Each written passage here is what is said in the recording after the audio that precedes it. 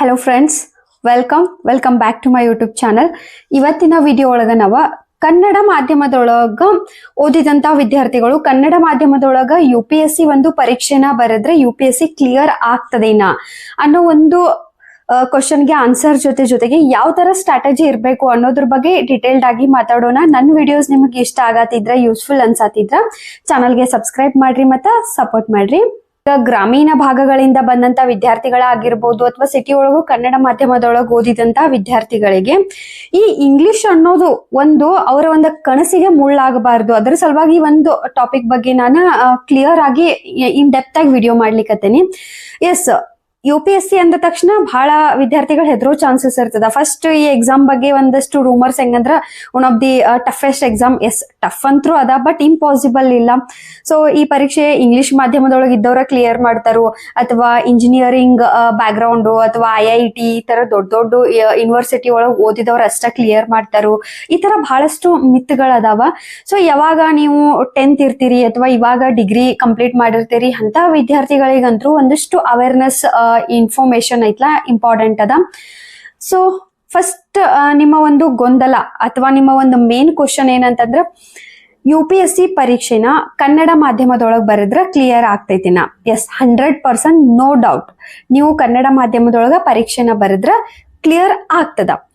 So ಸಮಸ್ಯೆಗಳನ್ನು ಇರ್ಲೇಬೇಕಲ್ಲ ಒಂದಷ್ಟು. ಸೊ ಆ ಸಮಸ್ಯೆಗಳೇನು, ಆ ಸಮಸ್ಯೆಗಳನ್ನ ಯಾವ ತರ ಟ್ಯಾಕಲ್ ಮಾಡ್ಬೇಕು ಅನ್ನೋದ್ರ ಬಗ್ಗೆ ಮಾತಾಡ್ತಾ ಹೋಗುನು ಒಂದಾದ್ಮೇಲೆ ಒಂದು.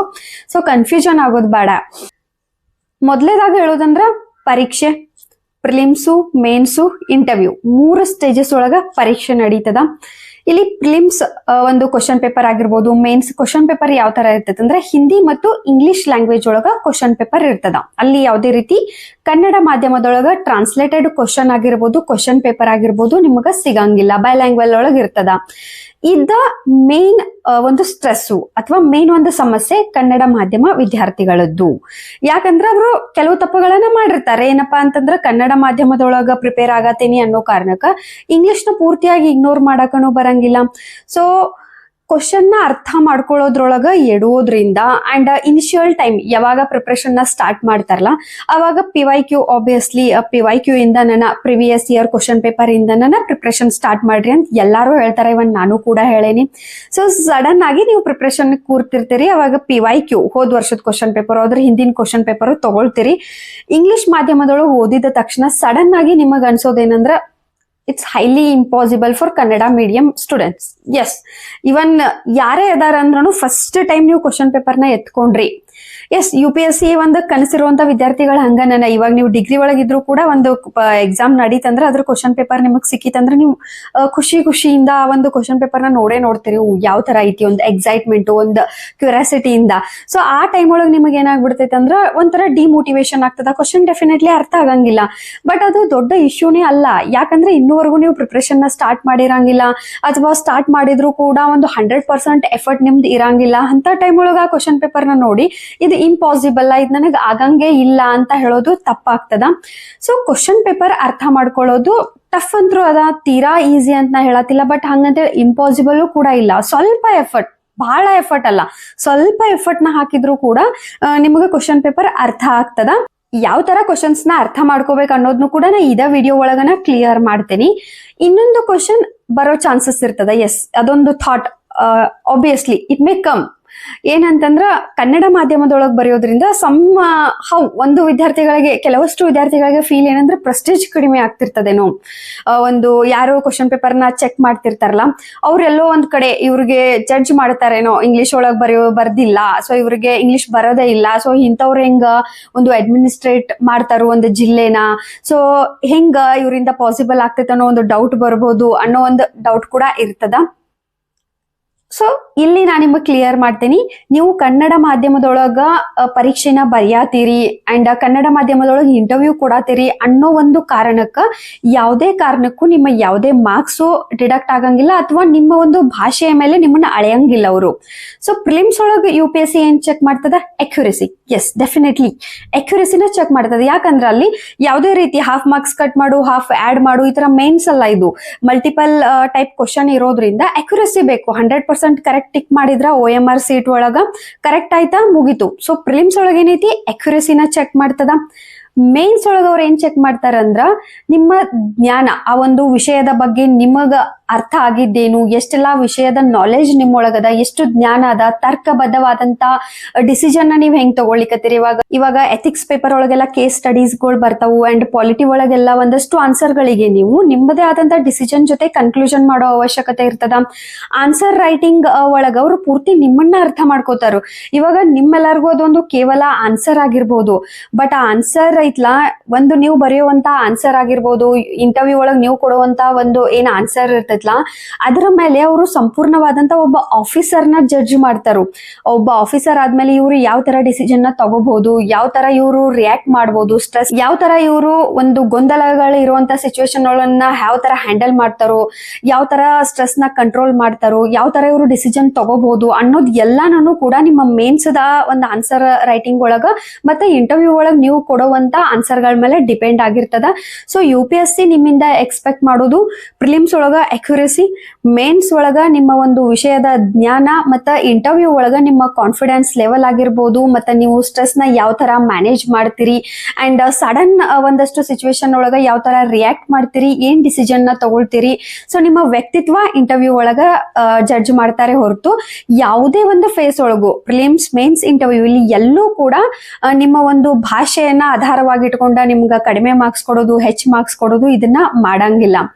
ಇನ್ನೊಂದು ಪಾಯಿಂಟ್ ನಿಮಗೆ ಹೇಳೋದಂದ್ರ ಆನ್ಸರ್ ರೈಟಿಂಗ್, ಇವಾಗ ಮೇನ್ಸ್ ನಿಮ್ದು ಚೆಕ್ ಮಾಡೋರು ಆಬ್ವಿಯಸ್ಲಿ ಕರ್ನಾಟಕದವ್ರು ಇರ್ತಾರೆ. ಕನ್ನಡ ಮಾಧ್ಯಮದೊಳಗ ವಿಷಯ ಒಂದು ಜ್ಞಾನ ಉಳ್ಳವರಂತವ್ರು, ಒಂದು ಪರಿಣಿತರು, ಆ ವಿಷಯದ ಸಮಗ್ರ ಜ್ಞಾನ ಇದ್ದವರು, ಪ್ರೊಫೆಸರ್ಸು, ಕನ್ನಡ ಮಾಧ್ಯಮದೊಳಗ ಓದಿದಂತವ್ರು, ಕನ್ನಡ ಗೊತ್ತಿದ್ದವ್ರನ್ನ ನಿಮ್ಮ ಒಂದು ಪೇಪರ್ಸ್ ನ ಆನ್ಸರ್ ಶೀಟ್ ನ ಚೆಕ್ ಮಾಡೋದ್ರಿಂದ ಎಲ್ಲೋ ಒಂದ್ ಕಡೆ 1-2 ಗ್ರೇಸ್ ಮಾರ್ಕ್ಸ್ ಕೂಡ ನಿಮಗ್ ಕೊಡ್ತಾರೆ ವಿನಃ ಡಿಡಕ್ಟ್ ಮಾಡಂಗಿಲ್ಲ. ಸೊ ಈ ಪಾಯಿಂಟ್ ಏನಾರ ನಿಮ್ ಮೈಂಡ್ ಒಳಗಿದ್ರ ಅದನ್ನ ಫಸ್ಟ್ ರಿಮೂವ್ ಮಾಡ್ರಿ.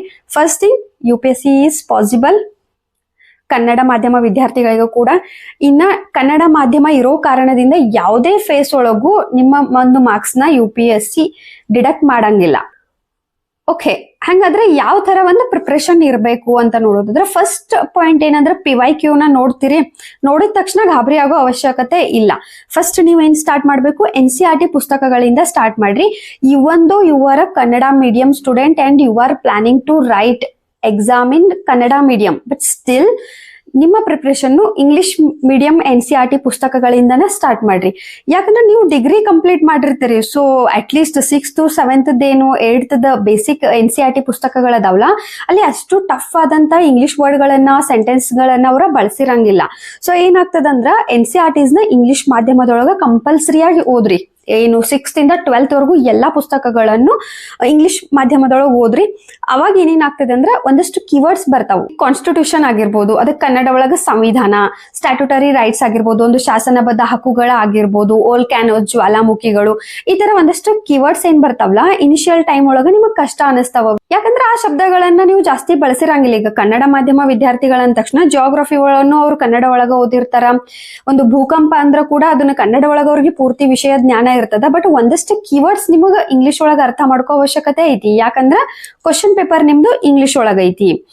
ಸೊ ಆ ಟೈಮ್ ಒಳಗ್ ನೀವೇನ್ ಮಾಡ್ಬೇಕಂದ್ರ NCERTs ಒಳಗ ಓದ್ತಾ ಹೋಗ್ರಿ. ಫಸ್ಟ್ ರೀಡ್ ಒಳಗ ಏನು ಎಕ್ಸ್ಪೆಕ್ಟ್ ಮಾಡಕ್ ಹೋಗ್ಬೇಡ್ರಿ, ನಂಗೆ ಇದು ತಿಳಿಯಬೇಕು, ಇದಂದ್ರೆ ಏನು, ಈ ಟಾಪಿಕ್ ನಂಗೆ ಅರ್ಥ ಆಗ್ಬೇಕು. ನೋ, ಜಸ್ಟ್ ರೀಡ್ ಮಾಡ್ರಿ. ಒನ್ ಟೈಮ್ ರೀಡ್ ಏನೈತ್ಲ ಜಸ್ಟ್ ನಾರ್ಮಲ್ ಆಗಿ ರೀಡ್ ಮಾಡ್ರಿ. ಸೊ ಫಸ್ಟ್ ರೀಡ್ ನ ಜಸ್ಟ್ ಒಂದು ಸ್ಟೋರಿ ತರ ಓದ್ರಿ. ಸೆಕೆಂಡ್ ರೀಡ್ ಒಳಗೆ ಏನ್ ಮಾಡ್ರಿ, ಯಾವ ವರ್ಡ್ ತಿಳಿಯತಿಲ್ಲ, ಒಂದು ಕಾನ್ಸ್ಟಿಟ್ಯೂಷನ್ ಬಂತು, ಸಂವಿಧಾನ, ಸ್ಟ್ಯಾಟ್ಯೂಟರಿ ರೈಟ್ಸು.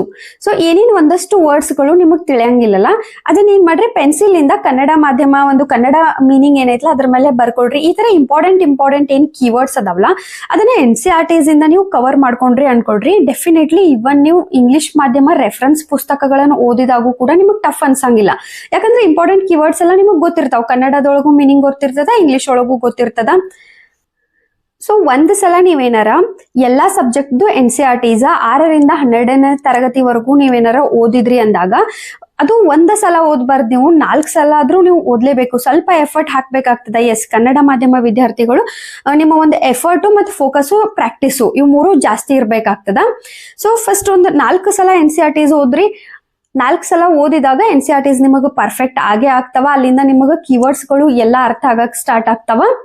ಇನ್ನು ನೆಕ್ಸ್ಟ್ ಯಾವಾಗ ನೀವು ನೋಟ್ಸ್ ನ ಮಾಡಕ್ ಸ್ಟಾರ್ಟ್ ಮಾಡ್ತಿರಲ್ಲ ಅವಾಗ ಇಂಗ್ಲಿಷ್ ಮಾಧ್ಯಮದೊಳಗ ಓದ್ರಿ, ಅದರದೊಂದು ನೋಟ್ಸ್ ಏನೈತ್ಲ ಕನ್ನಡ ಮಾಧ್ಯಮದೊಳಗ ಆನ್ಸರ್ ರೈಟಿಂಗ್ ನ ಬರೆಯಕ್ ಸ್ಟಾರ್ಟ್ ಮಾಡ್ರಿ. ಇದರಿಂದ 2 ಬೆನಿಫಿಟ್ ಸಿಗ್ತಾವ. ಒಂದು, ಸ್ವತಃ ನೀವೇ ಟ್ರಾನ್ಸ್ಲೇಟ್ ಮಾಡೋದ್ರಿಂದ ಆ ವಿಷಯವನ್ನ ನೀವು ಅರ್ಥ ಮಾಡ್ಕೊಂಡಾಗ ಅಷ್ಟೇ ನೀವು ಒಂದು ಶಾರ್ಟ್ ನೋಟ್ಸ್ ನ ರೆಡಿ ಮಾಡಕ್ ಸಾಧ್ಯ ಅದ. ನೀವು ಯಾವುದೇ ಟಾಪಿಕ್ ನ ಅರ್ಥ ಮಾಡ್ಕೊಳ್ಳೋದ್ಲೆ ಹಂಗ ಏನಾರ ನೀವು ನೋಟ್ಸ್ ಮಾಡ್ಕೊಳಕ್ ಕೂತ್ರಿ ಅಂತಂದ್ರೆ ಅದ್ರದ ಇನ್ನೊಂದು ಕಾಪಿನ ರೆಡಿ ಮಾಡ್ತೀರಿ ನೀವು, ಆ ಒಂದು ಪುಸ್ತಕದ ಇನ್ನೊಂದು ಕಾಪಿ ಹೊರತು ಯಾವುದೇ ರೀತಿ ಬೆಸ್ಟ್ ನೋಟ್ಸ್ ನ ರೆಡಿ ಮಾಡಂಗಿಲ್ಲ. ಸೊ ಯಾವ ವಿಷಯನ ನೀವು ಅರ್ಥ ಮಾಡ್ಕೋತೀರಿ, ಕಾನ್ಸೆಪ್ಟ್ ಯಾವಾಗ ಕ್ಲಿಯರ್ ಆಗ್ತದಲ್ಲ ಅವಾಗ ಒಂದು ಬೆಸ್ಟ್ ನೋಟ್ಸ್ ರೆಡಿ ಆಗ್ತದ. ಸೊ ಇಲ್ಲಿ ನಿಮ್ಗ ಕಾನ್ಸೆಪ್ಟ್ ಕ್ಲಿಯರ್ ಆಗ್ತದ, ಜೊತೆಗೆ ನಿಮ್ಮ ನೋಟ್ಸ್ ಕೂಡ ರೆಡಿ ಆಗ್ತದ ಅಂಡ್ ಆನ್ಸರ್ ರೈಟಿಂಗ್ ಪ್ರಾಕ್ಟೀಸ್ ಕೂಡ ಅಲ್ಲೇನ ಆಗ್ತದ. ಸೊ ಹಿಂಗಾಗಿ ಇಂಗ್ಲಿಷ್ ಒಳಗೆ ಓದ್ರಿ, ಕನ್ನಡ ಒಳಗ ಆನ್ಸರ್ ರೈಟಿಂಗ್ ಮಾಡ್ಕೊಳ್ರಿ. ಕೆಲವೊಂದು ಸಬ್ಜೆಕ್ಟ್ಗಳ ನೋಟ್ಸ್ ಏನದಾವಲ್ಲ, ಕೆಲವೊಂದು ಸಣ್ಣ ಸಣ್ಣ ಟಾಪಿಕ್ಗಳ ನೋಟ್ಸ್ ನಿಮ್ಗೆ ಕನ್ನಡ ಒಳಗೆ ಸಿಗದೆ ಇರ್ಬೋದು, ಅವಾಗೂ ವರಿ ಮಾಡೋ ಅವಶ್ಯಕತೆ ಇಲ್ಲ. ಯಾಕಂದ್ರೆ ಒಂದಷ್ಟು ಕೀವರ್ಡ್ಸ್ ಆಗಿರ್ಬೋದು, ಒಂದಷ್ಟು ಅರ್ಥ ಆಗಕ್ ನಿಮ್ಗೆ ಸ್ಟಾರ್ಟ್ ಆಗಿರ್ತದ. ಸೊ ಇಂಗ್ಲಿಷ್ ಒಳಗೆ ಓದ್ಕೊಳ್ರಿ, ಕನ್ನಡ ಮಾಧ್ಯಮದೊಳಗೆ ನೋಟ್ಸ್ ನ ರೆಡಿ ಮಾಡ್ಕೊಳ್ರಿ. ಇನ್ನ ಕನ್ನಡ ಒಳಗ ಓದಾತೇನಿ ಅನ್ನೋ ಕಾರಣಕ್ಕೆ ಇಂಗ್ಲಿಷ್ ನ ಪೂರ್ತಿಯಾಗಿ ಇಗ್ನೋರ್ ಮಾಡೋದು ತಪ್ಪಾಗ್ತದ. ನೀವು ಕರೆಂಟ್ ಅಫೇರ್ಸ್ ಸಲುವಾಗಿ ಏನಿಲ್ಲ ಒಂದು ದ ಹಿಂದೂ ನ್ಯೂಸ್ ಪೇಪರ್ ನ ಓದ್ಕೊಳ್ರಿ. ಸೊ ಈ UPSC ಜರ್ನಿ ಯಾವ ತರ ಇರ್ಬೇಕಂದ್ರ, ನೀವು UPSC ಜರ್ನಿ ಒಳಗ ಏನು ಓದ್ತಾ ಹೋಗ್ತೀರಿ, ಅದರ ಜೊತೆ ನಿಮ್ ಇಂಗ್ಲಿಷ್ ಕೂಡ ಇಂಪ್ರೂವ್ ಆಗ್ತಾ ಹೋಗ್ತದ. ನೀವು ಯಾವಾಗ ಅದನ್ನ ಸ್ಟ್ರೆಸ್ ಆಗಿ ತಗೊಳಂಗಿಲ್ಲ, ಅದನ್ನು ಒಂದು ನಾರ್ಮಲ್ ಇದೊಂದು ಟಾಪಿಕ್ ನಾನು ಅರ್ಥ ಮಾಡ್ಕೋಬೇಕು, ಹಿಂಗಾಗಿ ಇಂಗ್ಲಿಷ್ ಒಳಗೆ ಓದಾತೇನಿ ಈ ತರ ಒಂದು ಕೂಲ್ ಆಗಿ ಯಾವಾಗ ತಗೊಳ್ತಿರಲ್ಲ, ನಿಮ್ ಇಂಗ್ಲಿಷ್ ಕೂಡ ಡೆಫಿನೆಟ್ಲಿ ಇಂಪ್ರೂವ್ ಆಗ್ತದ. ಒಂದು ಪ್ರಿಪರೇಷನ್ ಜೊತೆ even though you are preparing in Kannada medium. So trust ಮಾಡ್ರಿ, ಓದ್ತಾ ಹೋಗ್ರಿ. ಇನ್ನ ನೆಕ್ಸ್ಟ್ ಬರೋದು ರಿಸೋರ್ಸಸ್. ಎಸ್, ಪುಸ್ತಕಗಳ ಒಂದು ಲಿಸ್ಟ್ ಏನೈತ್ಲ, ಇವಾಗ ಎಲ್ಲಾ ಸಬ್ಜೆಕ್ಟ್ ಮೇಲೂ ಆಲ್ಮೋಸ್ಟ್ ನೋಟ್ಸ್ ಗಳಾಗಿರ್ಬೋದು, ಪುಸ್ತಕಗಳಾಗಿರ್ಬೋದು ಎಲ್ಲಾನು ಬೆಸ್ಟ್ ಕ್ವಾಲಿಟಿ ಸ್ಟ್ಯಾಂಡರ್ಡ್ ಪುಸ್ತಕಗಳ ಸಿಗಾಕತ್ತವ. ಇವನ್ ನನ್ನ ಚಾನೆಲ್ ಒಳಗೆ ನಾನು ಕನ್ನಡ ಮಾಧ್ಯಮ ಒಂದು ಪುಸ್ತಕಗಳ ಒಂದು ಲಿಸ್ಟ್ ಕೂಡ ಶೇರ್ ಮಾಡೇನಿ, ಅಥವಾ ಬೇರೆ ಕಡೆನ ನೀವು ಆ ಲಿಸ್ಟ್ ನ ರೆಡಿ ಮಾಡ್ಕೊಳ್ರಿ, ಅದ್ ನಿಮಗ್ ಬಿಟ್ಟಿದ್ದು. ಬಟ್ ಒಂದು ಬೆಸ್ಟ್ ಒಳ್ಳೆ ರಿಸೋರ್ಸಸ್, ಒಂದು ಸಬ್ಜೆಕ್ಟ್ ಮೇಲೆ ಒಂದೇ ಪುಸ್ತಕ, ಒಂದೇ ನ್ಯೂಸ್ ಪೇಪರು, ಒಂದೇ ಮಂತ್ಲಿ ಕಂಪೈಲೇಷನ್. ಸೊ ಇಷ್ಟನ್ನ ಒಂದು ರಿಸೋರ್ಸಸ್ ನ ರೆಡಿ ಮಾಡ್ಕೊಡ್ರಿ. ಒಂದು ಸ್ಟ್ರಾಟಜಿನ ಎಷ್ಟು ಅವರ್ ಓದ್ಬೇಕು, ಯಾವ ತರ ಓದ್ಬೇಕು, ಒಂದು ಸ್ಟ್ರಾಟಜಿನ ರೆಡಿ ಮಾಡ್ಕೊಳ್ರಿ. ಇವನ್ ನಾನು ವರ್ಷಕ್ಕೊಂದು 2 ಸ್ಟ್ರಾಟಜಿ ಶೇರ್ ಮಾಡೇ ಇರ್ತೇನೆ.